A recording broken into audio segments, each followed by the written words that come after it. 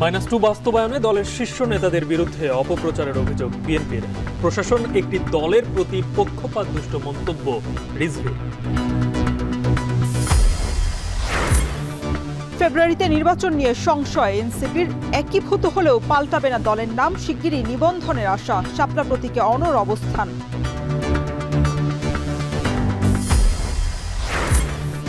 রাষ্ট্র নির্বাচন পেছানোর দাবি ছাত্রদল সহ কয়েকটি প্যানেলের। 25 সেপ্টেম্বরই ভোট চায় ছাত্র শিবির, সিদ্ধান্ত নিতে বৈঠকে কমিশন।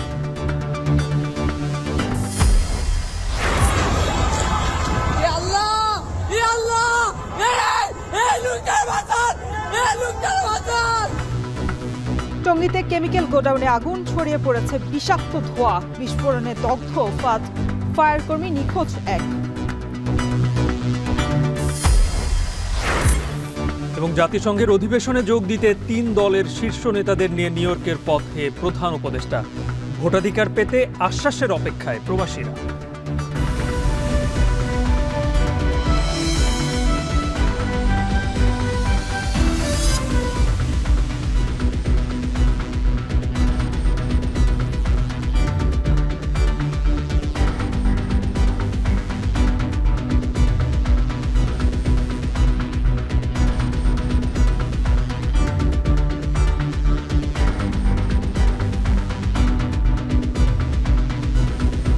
স্বাগত। এখন সন্ধ্যায় পুরো আয়োজনে আপনাদের সঙ্গে আছে আমরা দুজন, আমি শরীফ রওশন, আমি গালিব রিয়াজ। বিএনপির শীর্ষ 2 নেতাকে লক্ষ্য করে পরিকল্পিতভাবে অপপ্রচার চলছে বলে মন্তব্য করেছেন বিএনপির সিনিয়র যুগ্ম মহাসচিব রুহুল কবির রিজভী। শুধু তাই নয়, রাজনীতি থেকে তাদের মাইনাস করার ষড়যন্ত্র চলছে বলেও মন্তব্য করেন বিএনপির এই সিনিয়র নেতা। আর দলের vice chairman doctor Asaduzzaman Ripon বলেন, ইহুদিদের পছন্দের পিআর ব্যবস্থা বাংলাদেশের মানুষ মেনে নেবে না। আরও জানাচ্ছেন সিফাত শাহরিয়ার। সঙ্গে দেখা হয়েছে স্যার, সেটা আসন্ন নির্বাচনে উভয় কক্ষে পিআর পদ্ধতির বিষয়ে একাট্টা জামায়াত সহ সমমনা রাজনৈতিক দলগুলো। তবে বিএনপি শুরু থেকেই এখন পর্যন্ত পিআরের বিপক্ষে অনড় অবস্থানে রয়েছে। ভবিষ্যৎ নির্বাচনী পরিক্রমায় ফ্যাসিবাদের কোনো অংশগ্রহণ থাকতে পারবে না। সোমবার প্রেস ক্লাবের সামনে আয়োজিত নাগরিক সমাবেশে এ বিষয়ে আবারও নিজেদের অবস্থান পরিষ্কার করলেন বিএনপির vice chairman doctor Asaduzzaman Ripon. বলেন, পিআর একটি উদ্ভট ধারণা, ইহুদিদের পছন্দের এ ব্যবস্থা বাংলাদেশের মানুষ মেনে নেবে না। পিআর যে সমস্ত উদ্ভট কথাবার্তা বলছেন, এগুলো বাংলাদেশের সংবিধানে এগুলো নাই, বাংলাদেশের নির্বাচনী ব্যবস্থা এটা নাই, আমেরিকায় নাই, লন্ডনে নাই, যারা সবচেয়ে বেশি গণতন্ত্রের চর্চা করে। পিআর একটা দেশে আছে, সেটা কোথায় জানেন? ইসরায়েলে। পিআর সিস্টেম যদি ইসরায়েলে না থাকতো, তাহলে নেতানিয়াহু সরকার গঠন করতে পারতো না। এদিকে প্রেস ক্লাবের সামনে অন্য একটি অনুষ্ঠানে বিএনপি চেয়ারপারসন উপদেষ্টা জয়নুল আবদিন ফারুক বলেন, নির্বাচন বানচালের উদ্দেশ্যেই নানা পদ্ধতির কথা বলা হচ্ছে। এসব দাবিতে রাস্তায় নেমে বিভক্তির হীন চেষ্টা হচ্ছে বলেও দাবি করেন তিনি। আবার নানা রকম পদ্ধতির কথা বলে এই নির্বাচনকে বানচালের হীন প্রচেষ্টা করা হচ্ছে। যারা রাস্তায় নেমে এই ইন্টেরিয়াম গভর্নমেন্টকে বিষাক্ত করে তোলার জন্য আপনারা রাস্তায় নেমে যে আমাদেরকে বিভক্তি করার হীন চেষ্টা করছেন, আপনাদের উদ্দেশ্যে বলতে চাই, এটা কি গণতন্ত্রের পক্ষের লোক হলেন? যদি গণতন্ত্রের পক্ষের লোক হয়ে থাকেন, কেন প্রফেসর মোহাম্মদ ইউনূসকে আজকে শঙ্কার মধ্যে পাঠাচ্ছেন? আর 111-এর মতো -2-র লক্ষ্যে বিএনপির বিরুদ্ধে অপপ্রচার চলছে বলে মন্তব্য করেছেন বিএনপির সিনিয়র যুগ্ম মহাসচিব রুহুল কবির রিজভী। নয়াপল্টনে কেন্দ্রীয় কার্যালয়ে সংবাদ সম্মেলনে একথা বলেন তিনি। ইতোমধ্যে প্রশাসন একটি বিশেষ রাজনৈতিক দলের সমর্থকদের সুযোগ দিচ্ছে বলে অভিযোগ করেন রিজভী। বিএনপিকে প্রতারিত করা, বিএনপি যাতে কোনো সুবিধা করতে না পারে, তারা যাতে একটা অবাধ সুষ্ঠু নির্বাচনে ভালো ফল করতে না পারে, এই কারণে প্রশাসনকে তারা তাদের নিজের হাতের মুঠোয় নেওয়ার একটা প্রচেষ্টা করেছেন। দুর্গাপূজাকে ঘিরে নাশকতা ও অপ্রীতিকর ঘটনার চেষ্টা করা হতে পারে উল্লেখ করে দলীয় নেতাকর্মীদের পূজা মণ্ডপে প্রহরীর ভূমিকায় অবস্থানের নির্দেশ দেন বিএনপির এই শীর্ষ নেতা।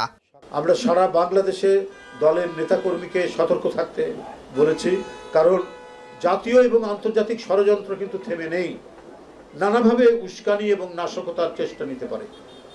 প্রত্যেককেই বলেছে নির্ঘুম প্রহরীর মতো আপনারা প্রত্যেকটি পূজা মণ্ডপে আপনারা অবস্থান করবেন এবং হিন্দু সম্প্রদায়ের মানুষ যারা পূজা মণ্ডপ কমিটিতে রয়েছে তাদের সাথে যোগাযোগ রাখবেন।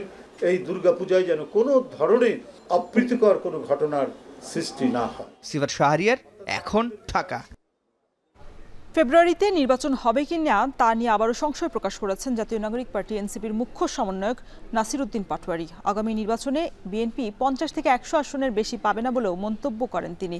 বিকেলে প্রধান নির্বাচন কমিশনার এএমএম নাসির উদ্দিনের সঙ্গে বৈঠক শেষে সাংবাদিকদের এ কথা জানান তিনি। নাসির উদ্দিন পাটোয়ারি আরও বলেন, এনসিপি চায় শাপলা, লাল শাপলা অথবা সাদা শাপলা, প্রয়োজনে আইন সংশোধন করে হলেও শাপলা দিতে হবে বলেও জানান তিনি। এছাড়া গণ অধিকার পরিষদের একীভূত হওয়া প্রসঙ্গে তিনি বলেন, কেবল গণ অধিকার নয়, আরও অনেক দল এনসিপির সাথে যুক্ত হচ্ছে। একীভূত হলেও দলের নাম এনসিপি এবং প্রতীক শাপলাই হবে বলেও জানান নাসির উদ্দিন পাটোয়ারি। বলেন, আগামী নির্বাচনে 150টি আসনে জয়ী হওয়ার সম্ভাবনা রয়েছে দলটির।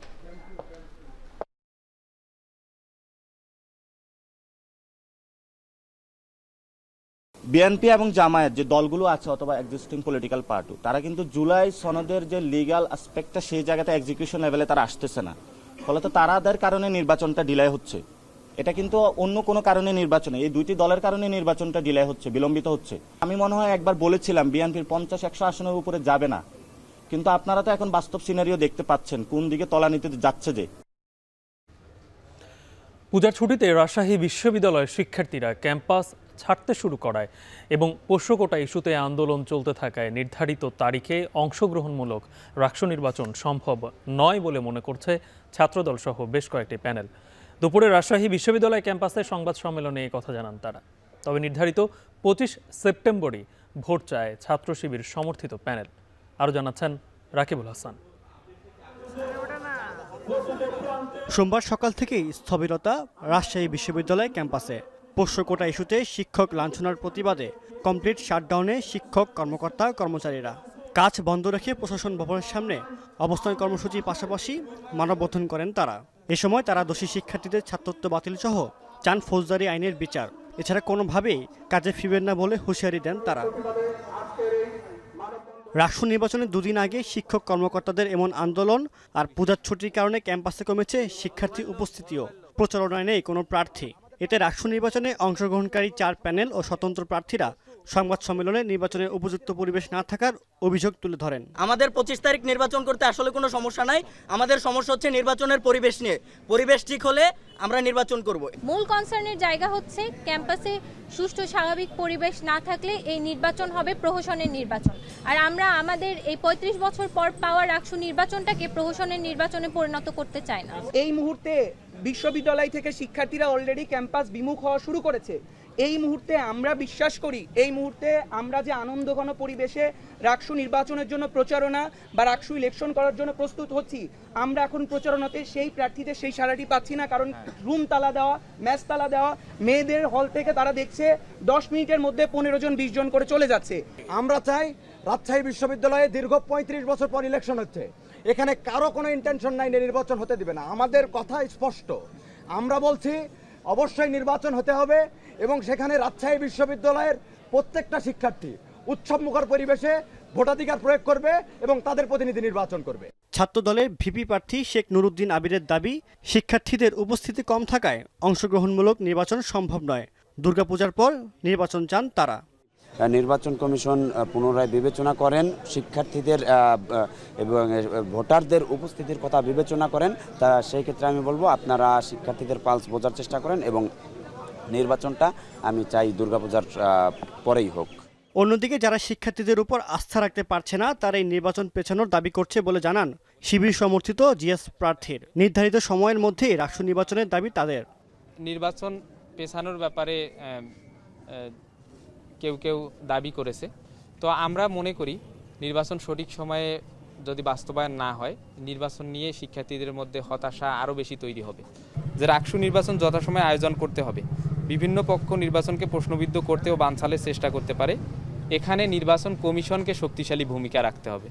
নির্বাচন কমিশন বলছে উদ্ভূত পরিস্থিতি নিয়ে কমিশন বিকেলে বৈঠকে বসবে। অবাধ এবং অংশগ্রহণমূলক, তো এটা হবে উৎসব মুখর। তো সুতরাং সেইটা করার জন্যে যে পরিবেশ সেটা যদি না থাকে, আমরা এই সব বিষয়গুলো আমরা আমাদের মিটিংয়ে নিয়ে এসে তারপরেই আমরা সিদ্ধান্ত জানাবো আপনাদেরকে। আগামী 25 সেপ্টেম্বর রাষ্ট্র নির্বাচনে ভোটের তারিখ, সেখানে ভোটার সংখ্যা 29,000। এখন রাজশাহী বিশ্ববিদ্যালয়। দর্শক, রাষ্ট্র নির্বাচন কবে হতে পারে তা নিয়ে বৈঠকে বসেছে নির্বাচন কমিশন। বৈঠকের শেষ পরিস্থিতি জানাতে আমাদের সাথে বিশ্ববিদ্যালয় ক্যাম্পাস থেকে যুক্ত হয়েছেন সহকর্মী রাকিবুল হাসান। রাকিব, অনেকক্ষণ ধরেই তো বৈঠকে বসেছে নির্বাচন কমিশন। বৈঠকের সবশেষ কি তথ্য আছে আপনার কাছে? প্রার্থীরা কি বলছেন? রওশন, ঠিক 4টা থেকে বৈঠকে বসেছে নির্বাচন কমিশন এবং আজকে রাজশাহী বিশ্ববিদ্যালয়ে যে উদ্ভূত পরিস্থিতি, গেল কয়েকদিন থেকে আসলে শিক্ষকদের যে শাটডাউন কর্মসূচি এবং এই যে তাদের যে প্রাতিষ্ঠানিক সুবিধার ক্ষেত্রে বিশ্ববিদ্যালয়ে যে পরিস্থিতি তৈরি হয়েছে সেটি নিয়ে আজকে বিভিন্ন প্রার্থীর রাষ্ট্র নির্বাচন কমিশনে যে অভিযোগ বা যে দাবিগুলো দিয়েছে এবং একই সাথে শিবিরও দাবি দিয়েছে, সেই সমস্ত বিশ্লেষণ করে কিন্তু একটি বৈঠক 4টা থেকে শুরু হয়েছে এবং সেইটির পরে গণমাধ্যম কর্মীদেরকে কিন্তু রাষ্ট্র দিয়ে সিদ্ধান্তের কথা জানানোর কথা ছিল নির্বাচন কমিশনের। সেটির অপেক্ষায় কিন্তু এখানে সকলে আছে। নির্বাচন কমিশন যেমন আছে, এখানে যেমন গণমাধ্যম কর্মী আছে, ঠিক একই সাথে কিন্তু এখানে বিভিন্ন প্যানেলের শিক্ষার্থীরা এখানে উপস্থিত হয়েছেন।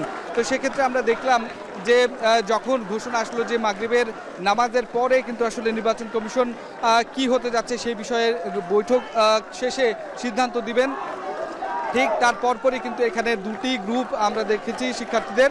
একটি গ্রুপ তারা 25 তারিখ রাখসু চেয়ে স্লোগান দিচ্ছে, অন্যদিকে কিন্তু সেটির বিপক্ষে স্লোগান দিচ্ছে। অর্থাৎ দুটি গ্রুপে উপস্থিত শিক্ষার্থীরা খুব পরিষ্কার হতে চাচ্ছেন নির্বাচন কমিশনের কাছে যে আসলে এই যে দীর্ঘ বৈঠক, এই দীর্ঘ বৈঠকে আসলে নির্বাচন বিষয়ে কী ধরনের সিদ্ধান্ত আসতে যাচ্ছে এই বিষয়টি তারা পরিষ্কার হতে চেয়েছেন এবং এক একজন যার যার যেই মত রয়েছে সেই মতে আসলে তারা সেই মতের পক্ষে থেকে আসলে বলার চেষ্টা করছেন।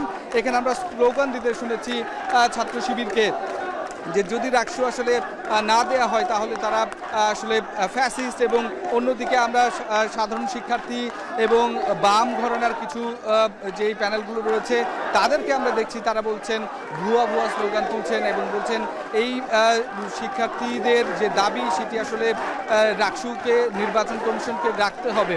এই সমস্ত বিষয়ে কিন্তু আমরা জোরদার স্লোগান কখনো কখনো কখনো ওই গ্রুপে কখনো এই গ্রুপে এভাবে কিন্তু থেমে থেমে তারা স্লোগানে মেতে উঠছেন এবং তারা বলার চেষ্টা করছেন যত দ্রুত সম্ভব নির্বাচন কমিশনের পক্ষ থেকে আসলে এই বিষয়ে সিদ্ধান্তটি খুবই পরিষ্কার হওয়া উচিত যে 25 তারিখে যে রাষ্ট্র নির্বাচন হতে যাচ্ছে সেটি নিয়ে কোনো ধরনের সিদ্ধান্তের পরিবর্তন হচ্ছে নাকি হচ্ছে না সেই বিষয়ে খুব স্পষ্টভাবে তারা জানতে চেয়েছেন।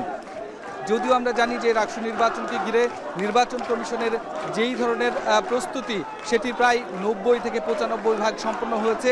আমরা আজকেও দেখেছি নির্বাচন কমিশনের এই যে কোষাধ্যক্ষের কার্যালয়ে এখানে কিন্তু তাদের যে স্বচ্ছ ব্যালট বক্স সেটি আসলে করা হচ্ছে এবং এই অবস্থাতে আসলে 25 তারিখ যে নির্বাচন সে তার যাবতীয় কিন্তু কার্যক্রমগুলো নেওয়া হয়েছে এবং সেগুলো সম্পন্ন করা হচ্ছে।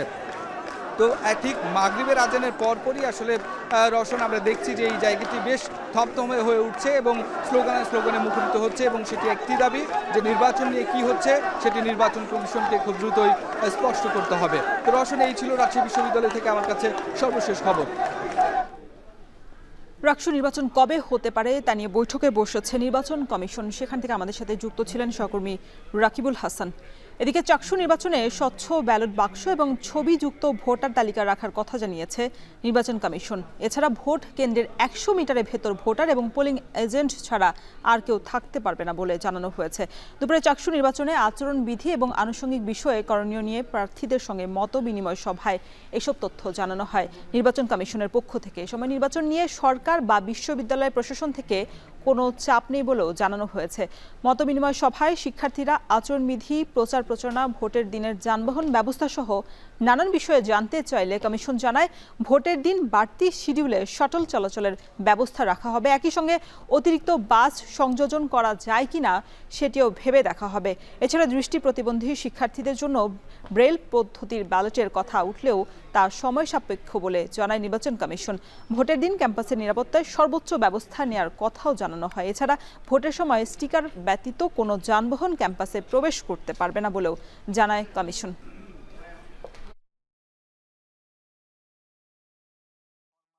সারা দেশেই বাড়ছে ডেঙ্গুর প্রকোপ। হাসপাতালগুলোতে আগস্টের চেয়ে সেপ্টেম্বরে ডেঙ্গু রোগী বাড়ছে দ্বিগুণ হারে। চিকিৎসকরা বলছেন দেরিতে হাসপাতালে আসায় দ্রুত শক সিন্ড্রোমে চলে যাওয়ায় মৃত্যু বাড়ছে। অন্যদিকে ঢাকা সহ সারা দেশেই এডিসের ব্রুটো ইন্ডেক্স বেশি হওয়ায় অক্টোবরের ডেঙ্গুর প্রকোপ আরও বাড়ার শঙ্কা বিশেষজ্ঞদের। আরও জানাচ্ছেন মেহেরিন আনি। নারায়ণগঞ্জের চম্পা বেগম 1 সপ্তাহ আগে ডেঙ্গুতে আক্রান্ত স্বামীকে ভর্তি করান মহাখালী ডিএনসিসি হাসপাতালের আইসিইউতে। এরপর ঠিক 5 দিন পর খোদ নিজেও ডেঙ্গু জ্বর নিয়ে ভর্তি আছেন একই হাসপাতালে। ঠান্ডা, মাথা ব্যথা আর যে জ্বর, এখন রক্তও কমে গেছে।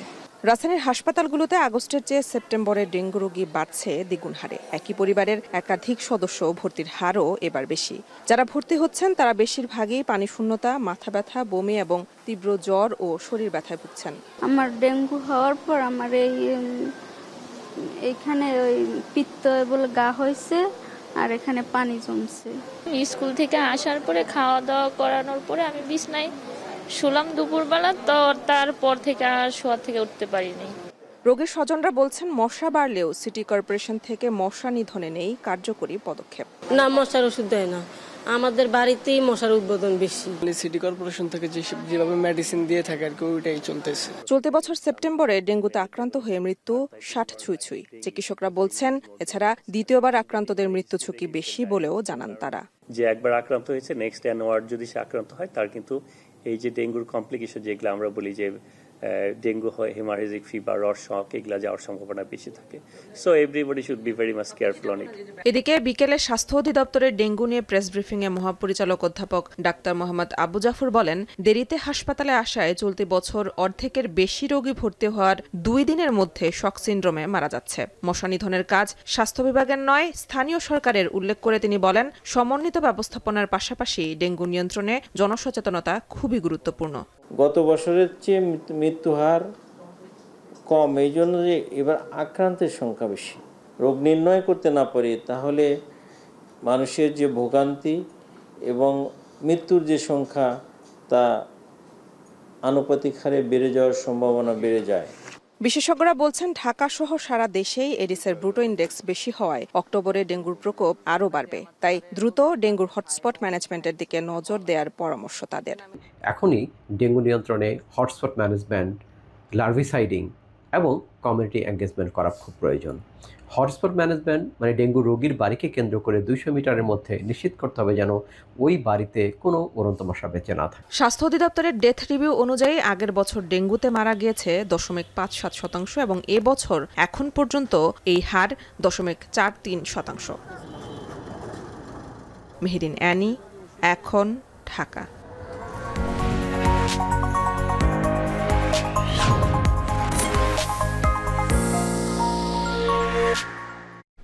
জাতিসংঘের সাধারণ পরিষদের 80তম অধিবেশনে যোগ দিতে যুক্তরাষ্ট্রের নিউ ইয়র্কের পথে অন্তর্বর্তী সরকারের প্রধান উপদেষ্টা ডক্টর মোহাম্মদ ইউনূস। তার সফর সঙ্গী হয়েছেন বিএনপি, জামায়াত, এনসিপির 6 শীর্ষ নেতারা। রাত 1:40 শাহজালাল বিমানবন্দর থেকে এমিরেটসের ফ্লাইটে দুবাইয়ের উদ্দেশ্যে যাত্রা করেন তিনি। সেখান থেকে ট্রানজিটের পর আরেক ফ্লাইটে দুবাই থেকে তিনি নিউ ইয়র্কের পথ ধরেন। দেশের প্রধান রাজনৈতিক দলগুলোর নেতাদের সঙ্গে নিয়ে সরকার প্রধানের জাতিসংঘ অধিবেশনে যাওয়ার এমন উদ্যোগ বাংলাদেশের ইতিহাসে এবারই প্রথম। সফরসূচি অনুযায়ী প্রধান উপদেষ্টা আজ নিউ ইয়র্কে পৌঁছাবেন। 26 সেপ্টেম্বর সাধারণ পরিষদের অধিবেশনে ভাষণ দেবেন। একই সাথে উচ্চ পর্যায়ের অনুষ্ঠান সহ বিভিন্ন সেমিনারে যোগ দেবেন প্রধান উপদেষ্টা। সফরে বিএনপি মহাসচিব মির্জা ফখরুল ইসলাম আলমগীর, বিএনপির ভারপ্রাপ্ত চেয়ারম্যান তারেক রহমানের পররাষ্ট্র বিষয়ক উপদেষ্টা হুমায়ুন কবির, জামায়াতের নায়েবে আমির ডক্টর সৈয়দ আবদুল্লাহ মোহাম্মদ তাহের, জামায়াত নেতা নকিবুর রহমান তারেক এবং এনসিপির সদস্য সচিব আক্তার হোসেন এবং জ্যেষ্ঠ যুগ্ম সদস্য সচিব ডক্টর তাসলিম চারা। সফর শেষে 2 অক্টোবর দেশে ফেরার কথা রয়েছে প্রধান উপদেষ্টার।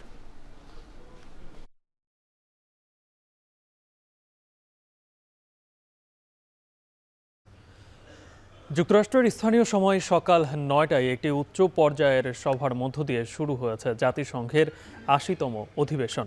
1 ঘন্টার এই বৈঠকে গেল 8 দশকের অর্জন এবং অন্তর্ভুক্তিমূলক বিভিন্ন পদক্ষেপ নিয়ে আলোচনা করেন জাতিসংঘের কর্মকর্তা এবং রাষ্ট্র ও সরকার প্রধানরা। এছাড়া ফিলিস্তিনি সংকট সমাধানে দ্বিরাষ্ট্র সমাধানের প্রতি আন্তর্জাতিক প্রতিশ্রুতি পুনর্ব্যক্ত করা হয়, যেখানে যৌথভাবে সভাপতিত্ব করছে ফ্রান্স ও সৌদি আরব। তুলে ধরা হয়েছে টেকসই উন্নয়ন লক্ষ্যমাত্রা অর্জনের জন্য পদক্ষেপগুলো। চতুর্থ বিশ্ব নারী সম্মেলনের 30তম বার্ষিকী উপলক্ষে একটি উচ্চ পর্যায়ের সভার আহ্বান করা হয়েছে, যেখানে বিশ্বব্যাপী লিঙ্গ সমতা অর্জনের সফলতা, অনুশীলন এবং চলমান চ্যালেঞ্জগুলো তুলে ধরা হবে।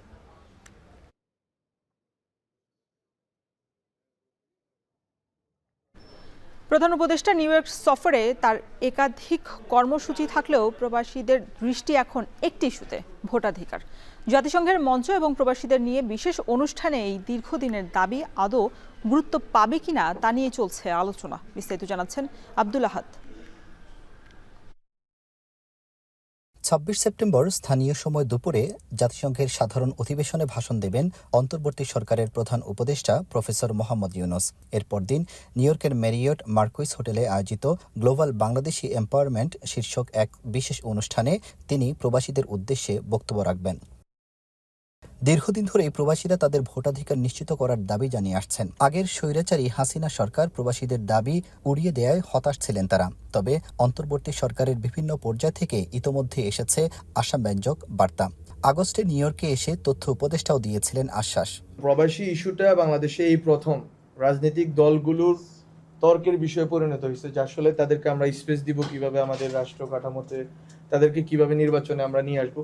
ফলে আমি মনে করি এটা একটা গ্র্যাজুয়াল প্রসেস, এবং এখানে আমি মনে করি যে প্রবাসীদের ভোটের সর্বশেষ এই স্যারও যেহেতু এই কথাটা বলছেন আমাদের প্রধান উপদেষ্টা, ফলে আমি মনে করি যে এটা বাস্তবে রূপায়িত হবে।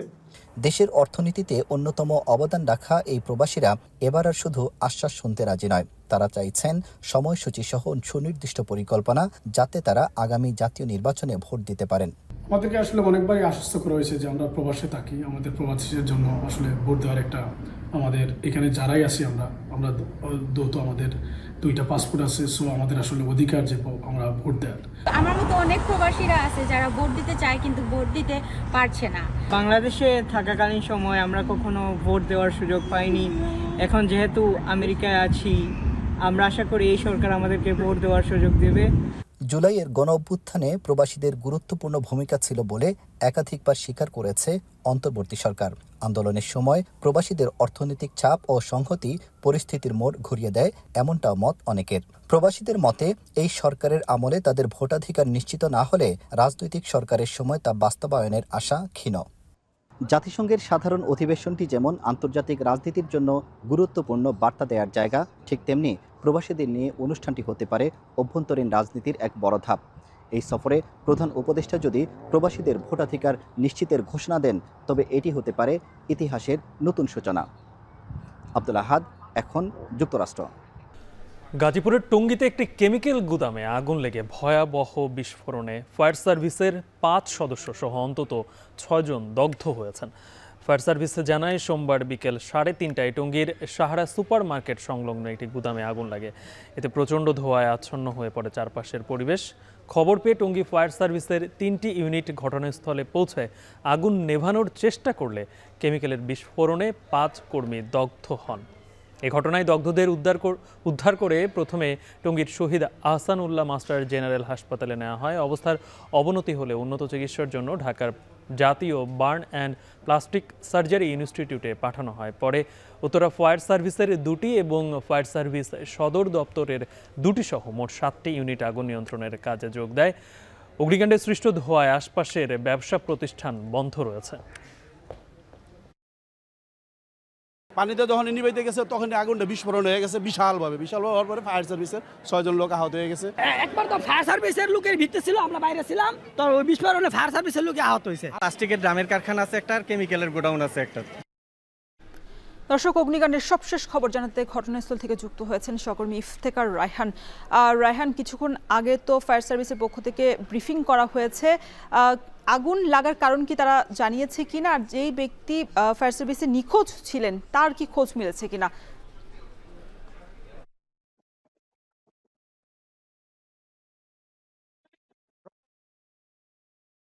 জানানো হয়েছে যেই ফায়ার সার্ভিসের কর্মীটি আসলে ছিল, সে তাকে আসলে পাওয়া গেছে পরবর্তীতে হাসপাতালে এবং তিনি দগ্ধ হয়েছেন। এবং এর পাশাপাশি আরেকটি তথ্য যা জানিয়েছেন ফায়ার সার্ভিসের পক্ষ থেকে, ফায়ার সার্ভিস বলেছেন যে বিকেল 3:30টার দিকে এইখানে দুর্ঘটনাটি ঘটে এবং দুর্ঘটনার পর এখন কিন্তু প্রায় 7টা বেজে গেছে, কিন্তু তারা এখন পর্যন্ত আনুষ্ঠানিকভাবে আগুন নিয়ন্ত্রণে দেননি, কারণ তারা বলছেন যে ভেতরে যেহেতু কেমিক্যালের গুদাম এবং সেখানে পুনরায় বিস্ফোরণের সংখ্যা রয়েছে, যে কারণে তারা এখন পর্যন্ত এই অগ্নি নির্বাপন যে পুরোপুরি আগুন যে তাদের নিয়ন্ত্রণে সেটি কিন্তু তারা ঘোষণা দেননি। এবং এখানে আমরা কথা বলেছিলাম, তাদের কাছে জানতে চেয়েছিলাম যে এই ধরনের গুদাম করতে যে অনুমতি কিংবা যে ধরনের নিয়ম মানা দরকার ছিল সেই ধরনের নিয়ম মানা হয়েছিল কিনা। ফায়ার সার্ভিসের কর্মীরা কিন্তু আমাদেরকে জানিয়েছেন যে এই যে গুদামটি তৈরি করা হয়েছিল এখানে আবাসিক এলাকার মাঝখানে, সেখানে কিন্তু আসলে কোনো ধরনের নিয়ম নীতি তোয়াক্কা করা হয়নি এবং এখানে বিভিন্ন ধরনের যে দাহ্য পদার্থ রয়েছে সে ধরনের কেমিক্যাল কিন্তু এখানে মজুদ রয়েছিল, যাদের তারা যে ধরনের কেমিক্যাল তাদের বিক্রি করার জন্য তাদেরকে পারমিশন দেওয়া হয় তার বাইরেও তারা লুকিয়ে অন্যান্য যে দাহ্য পদার্থ ধরনের বিভিন্ন কেমিক্যাল রয়েছে সেগুলো বিক্রি করে থাকে বলে তারা জানিয়েছেন। এবং তারা আরেকটি বিষয় জানিয়েছেন, ভেতরে এখন ফায়ার সার্ভিসের বিশেষায়িত একটি ইউনিট ভেতরে কাজ করছে, তারা তাদের যে নিরাপত্তা ব্যবস্থা নিয়ে তারা ভেতরে তল্লাশি করছেন এবং তারা দেখছেন ভেতরে কোনো ধরনের এই গুদামের এবং কারখানার কোনো শ্রমিক ভেতরে নিখোঁজ আছেন কিনা, পাশাপাশি ফায়ার সার্ভিসের কোনো কেউ দগ্ধ রয়েছেন কিনা কিংবা আরো কিছু কোনো ধরনের তৎপরতা কি কারণে আগুন লেগেছে সেটি কিন্তু তারা অনুসন্ধান করছেন। এবং তারা বলছেন এই ঘটনায় একটি তদন্ত কমিটি হবে এবং সেই তদন্ত কমিটির মাধ্যমে মূলত জানা যাবে যে এই ঘটনায় আসলে কিভাবে আগুন লেগেছে। তবে এখন পর্যন্ত তারা আগুন লাগার কারণটি জানাতে পারেনি এবং সুনির্দিষ্টভাবে বলা যায় ফায়ার সার্ভিসের 5 জন কর্মী দগ্ধ হয়েছেন, পাশাপাশি আরো 6 জন দগ্ধ হয়েছেন এবং এখন পর্যন্ত কোনো দগ্ধ হয়েছেন, মোট 6 জন দগ্ধ হয়েছেন। কোনো এই ছিল আমার কাছে গাজীপুরের দুর্ঘটনার সবশেষ তথ্য। শেখ হাসিনা সহ 3 জনের বিরুদ্ধে মানবতা বিরোধী অপরাধের মামলায় বাংলাদেশের আহ্বায়ক আলী আহসান জুনায়েদকে জেরা করেছেন রাষ্ট্রনিযুক্ত শেখ হাসিনার আইনজীবী। সাক্ষ্যে যাত্রাবাড়ি, চিটাগং রোড সহ আশপাশের এলাকার হত্যাযজ্ঞের বর্ণনা তুলে ধরেন তিনি। শেখ হাসিনার আইনজীবী আমির হোসেন দাবি করেন পুরো জুলাই আন্দোলন ছিল অবৈধ, আন্দোলনকারীরা এই ষড়যন্ত্র ও টার্গেট করে ছাত্র জনতাকে হত্যা করেছে। পরে আলী হাসান জুনায়েদ বলেন আন্দোলনে কোনো মেটিকুলাস ডিজাইনে হয়নি, সব ছিল বৈধভাবে। এদিন শেখ হাসিনার বিরুদ্ধে সাক্ষ্য দিতে ট্রাইব্যুনালে হাজির হন শহীদ মাহমুদুর রহমান সৈকতের বোন। এদিকে ট্রাইব্যুনাল 2A রংপুরের বেগম রোকেয়া বিশ্ববিদ্যালয়ের শিক্ষার্থী আবু সাঈদ হত্যা মামলায় সাক্ষী সিয়াম হোসেন আয়ানকে জেরা করেন আসামি পক্ষ। এদিন ট্রাইব্যুনালে হাজির করা হয় শেখ হাসিনার মামলার রাজসাক্ষী চৌধুরী আবদুল্লাহ আল মামুন সহ আবু সাঈদ হত্যা মামলার 6 আসামিকে। 10 লাখ টাকার বিনিময়ে অনুসন্ধান থেকে অব্যাহতি দেওয়ার প্রস্তাবের অভিযোগ উঠেছে খোদ দুদকের এক কর্মকর্তার বিরুদ্ধে।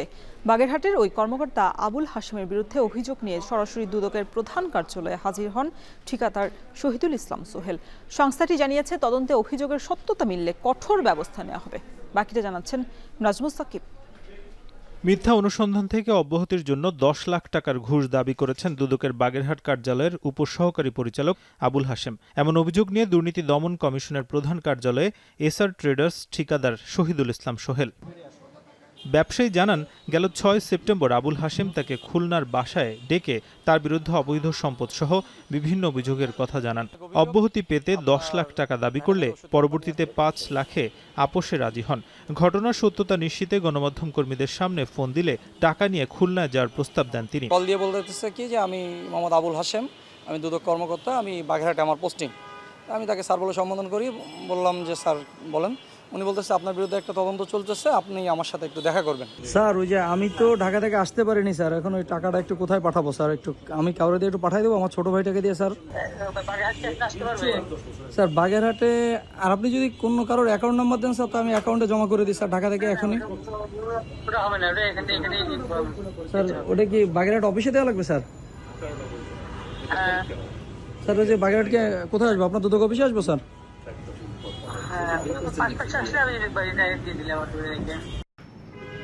এরপর কমিশন বরাবর লিখিত অভিযোগ দায়ের করেন ভুক্তভোগী ব্যবসায়ী। দুদক জানায় অভিযোগের বিষয়ে দ্রুত সময়ের মধ্যে ব্যবস্থা নেওয়া হবে। আপনারা মনে হয় দেখছেন, উনি যে অভিযোগ দিয়েছেন, অভিযোগের লিখিত কপি আপনারা দেখেছেন। ওনার লিখিত অভিযোগটা আমরা পেয়েছি, দুদক যাচাই বাছাই শেষে প্রয়োজনীয় ব্যবস্থা গ্রহণ করবেন। প্রতিনিয়তই দুদক যখন তাদের নাম ভাঙিয়ে অপরাধ করা বিভিন্ন চক্রের বিষয়ে সতর্ক করছে, ঠিক তখনই নিজেদের কর্মকর্তার বিরুদ্ধে এমন অভিযোগে নড়ে চড়ে বসে সংস্থাটি। নাজমুস সাকিব, এখন, ঢাকা। দেশের বাইরের খবর। ফিলিস্তিনকে রাষ্ট্রের স্বীকৃতি বাস্তবে ফিলিস্তিনি জনগণের ভাগ্যে কি পরিবর্তন আনবে তা নিয়ে প্রশ্ন থেকে যাচ্ছে। বিশেষজ্ঞদের মতে নৈতিক ও রাজনৈতিক দিক থেকে এটি শক্তিশালী বার্তা হলেও বাস্তবে খুব একটা পরিবর্তন দেখা যাবে না। স্বীকৃতির বিষয়টিকে প্রতীকী মানতে নারাজ ফিলিস্তিনি কর্তৃপক্ষ, বরং যুদ্ধ বন্ধ ও শান্তি প্রতিষ্ঠার আশায় আছেন ফিলিস্তিনিরা। আরও জানাচ্ছেন তানভীর জনি। ফিলিস্তিন নামের রাষ্ট্রের অস্তিত্বকে মুছে ফেলতে উঠে পড়ে লেগেছে ইসরায়েল। তবে যত সময় যাচ্ছে ততই ফিলিস্তিনের প্রতি সমর্থন বাড়ছে বিশ্বজুড়ে। একে একে ১.৫ শতাধিক দেশ ফিলিস্তিনকে স্বাধীন ও সার্বভৌম রাষ্ট্রের স্বীকৃতি দিয়েছে, যদিও এখনও ইসরায়েলকে সমর্থন দিয়ে যাচ্ছে যুক্তরাষ্ট্র। ২০২৪ সালে জাতিসংঘে ফিলিস্তিনের পূর্ণ সদস্যপদ অর্জনের প্রস্তাবটিও আটকে যায় যুক্তরাষ্ট্রের ভেটোতে। আন্তর্জাতিক সম্প্রদায় বহুদিন ধরেই বলে আসছে, ইসরায়েল ফিলিস্তিন সংকট সমাধানে দ্বিরাষ্ট্র গঠনের বিকল্প নেই, যার মূলে আছে অধিকৃত পশ্চিম তীর ও গাজা উপত্যকা মিলে একটি স্বাধীন ফিলিস্তিনি রাষ্ট্র গঠন, যার রাজধানী হবে পূর্ব জেরুজালেম। নানা অজুহাতে এই প্রস্তাব প্রত্যাখ্যান করে আসছে ইসরায়েল। রাষ্ট্র হিসেবে ফিলিস্তিনের বাস্তবে কোনো অস্তিত্ব নেই। বিশ্বের বিভিন্ন দেশে ফিলিস্তিনের কূটনৈতিক মিশন রয়েছে। অলিম্পিকের মতো ক্রীড়া প্রতিযোগিতায়ও অংশ নেয় ফিলিস্তিন। তবে ইসরায়েলের সঙ্গে দীর্ঘ সংঘাতে দেশ হিসেবে আন্তর্জাতিকভাবে স্বীকৃত কোনো সীমানা, রাজধানী এবং সেনাবাহিনী নেই ফিলিস্তিনিদের। যেসব দেশ এখন পর্যন্ত স্বীকৃতি দিয়েছে তাদের ঘোর বিরোধিতা করছে যুক্তরাষ্ট্র। বিশেষজ্ঞদের মতে শক্তিশালী দেশগুলোর স্বীকৃতি অনেকটা প্রতীকী, বাস্তবে খুব একটা পরিবর্তন বয়ে আনবে না ফিলিস্তিনিদের জন্য। তবে নৈতিক ও রাজনৈতিক দিক থেকে এটি একটি শক্তিশালী বার্তা। Is a political act, of course, and it has certain legal implications. For example, now in the case of Palestine, if Palestine is recognized by a large number of members, for example, it can get access to the International Criminal Court. It can launch, it can sue Israel in front of the ICC. এদিকে ফিলিস্তিনি কর্তৃপক্ষ বলছে এই স্বীকৃতি মোটেই প্রতীকী নয়। এর মধ্য দিয়ে স্বাধীন ও সার্বভৌম রাষ্ট্র গঠনের পথ প্রশস্ত হয়েছে বলে মন্তব্য করেন ফিলিস্তিনি কর্তৃপক্ষের পররাষ্ট্রমন্ত্রী। This recognition is certainly not symbolic. It is a practical, tangible, irreversible step that countries must take if they are invested in preserving the two-state solution. This also sends a very clear message of hope to the Palestinian people. এদিকে বিভিন্ন শক্তিশালী রাষ্ট্রের স্বীকৃতিতে শান্তি প্রতিষ্ঠা হবে বলে আশায় আছেন গাজা ও পশ্চিম তীরের বাসিন্দারা। যুদ্ধবন্ধে ইসরায়েলের উপর চাপ তৈরি করা যাবে বলেও মনে করেন ফিলিস্তিনিরা। يعني بغض النظر إذا كان الوقت متأخر لكن نحن نرحب بأي اعتراف من أي دولة فلسطين. حتى لو اعترفت هذه الدول استراليا وكندا وفرنسا بالتأكيد كانت ضمن سياق الدول المبادرة لهذا الاعتراف. কূটনৈতিকভাবে অনেকটা বিচ্ছিন্ন হয়ে পড়ছে ইসরায়েল। যুক্তরাষ্ট্র ছাড়া নেতানিয়াহুর পাশে দাঁড়ানোর মতো কেউ নেই। জাতিসংঘ, অ্যামনেস্টি ইন্টারন্যাশনাল সহ বেশ কয়েকটি মানবাধিকার সংস্থা এরই মধ্যে ইসরায়েলের বিরুদ্ধে গণহত্যার প্রমাণ সামনে এনেছে। তানভীর জনি, এখন বিশ্ব। এবার খেলা প্রসঙ্গ। বিসিবি নির্বাচনে জেলা এবং বিভাগের অ্যাডহক কমিটির থেকে কাউন্সিলর চেয়ে বোর্ড সভাপতি আমিনুল ইসলাম বুলবুলের পাঠানো চিঠি বৈধ ঘোষণা করে হাইকোর্টের আদেশ স্থগিত করেছেন চেম্বার আদালত। সোমবার ABM মঞ্জুরুল আলম দুলাল সহ কয়েকজন আবেদনকারী বিসিবির জারি করা চিঠি চ্যালেঞ্জ করে রিট করেন। চিঠিতে আসন্ন বিসিবি পরিচালনা পরিষদ নির্বাচনের জন্য বিভাগীয় এবং জেলা ক্রীড়া সংস্থাগুলোর কাউন্সিলর মনোনয়নের বিষয় ছিল। আবেদনকারীদের শুনানি শেষে হাইকোর্ট রুল জারি করেন এবং বিসিবির ওই চিঠির কার্যকারিতা স্থগিত করেন। পরে সরকার হাইকোর্টের আদেশের বিরুদ্ধে সিভিল মিস পিটিশন দায়ের করলে শুনানি শেষে সুপ্রিম কোর্টের আপিল বিভাগের চেম্বার বিচারপতি হাইকোর্টের এই আদেশ স্থগিত করে বিসিবি সভাপতির ওই চিঠিকে বৈধ বলে ঘোষণা করা হয়।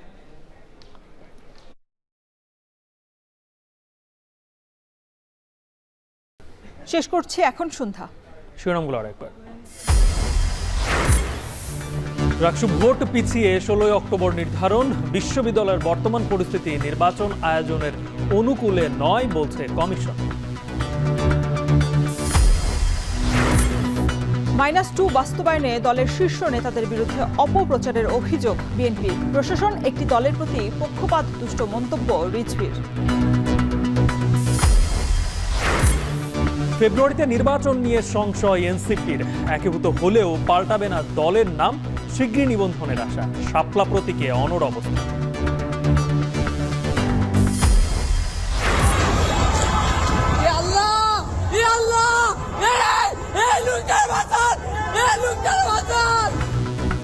টঙ্গীতে কেমিক্যাল গোডাউনে আগুন, নিয়ন্ত্রণে কাজ করছে 7টি ইউনিট। বিস্ফোরণে 5 ফায়ার কর্মী সহ দগ্ধ 6।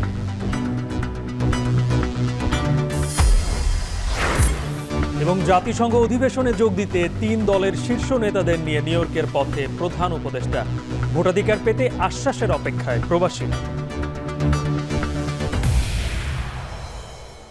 এই ছিল এখন সন্ধ্যার আয়োজনে। এখন টেলিভিশন ওয়েবসাইটে দেখতে ভিজিট করুন www.ekhon.tv। ফেসবুকে চোখ রাখুন facebook.com/tv.ekhon, আর ইউটিউবে লাইভ দেখতে ভিজিট করুন youtube.com/c/ekhon।